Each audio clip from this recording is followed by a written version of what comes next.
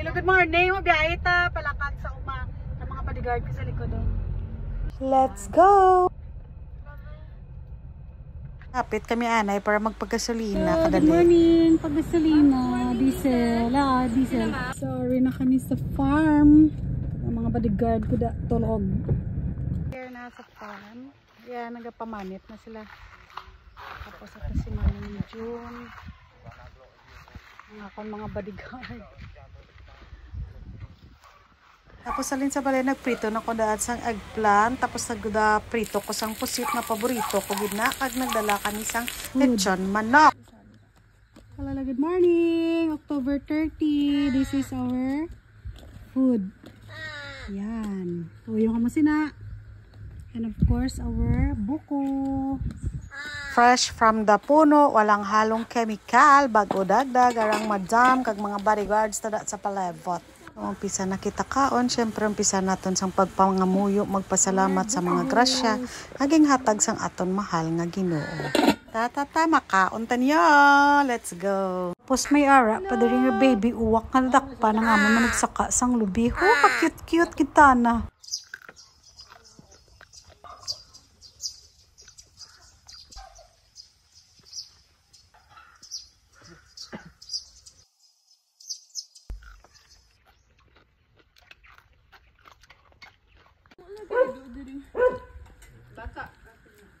Ang naglibot-libot kami sa likod sang farm naman, nakita kami sa dalom sa puno nga bunga sang kamansi. Tiging ko na naman gilimpyuhan kaging laga. Ara ka namit kid kay ka fresh, very healthy, kag damo nutrients gamay naman ng kaon ko. Oh, yun kamansi na. Tapos ara, while waiting kami sa truck kasi nadya mga bodyguards ko daw. Pakuha man kita sa isa ka bulig nga pang buko juice taton, no? Para makaigop naman ta sang fresh nga sabaw, wala chemical, wala preservatives, kag nag-abot na gid ang truck hapon na.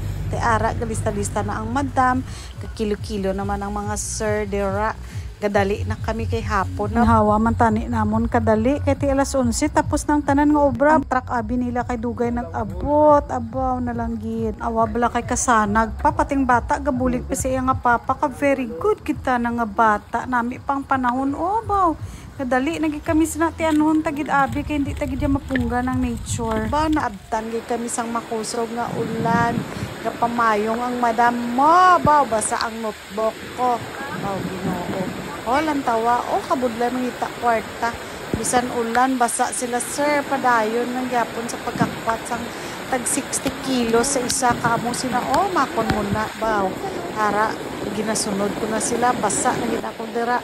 Basa ng likod ko, tiil, pati ang madam ko gapayong-payong, galakat-lakat kami sa malutakon, kag mabasa nga hilamon, no? Kusog-kusog ulan, Diyos me, marimar. Pero bisan ano kabaskog ang ulan, ulan ka lang, kami padayon lang kami sa mga pagtipon, sa mga kalubihan, ra, sa pagkilo-kilo, kaya syempre kwarta, ina, grasya, sang mahal nga Ginoo.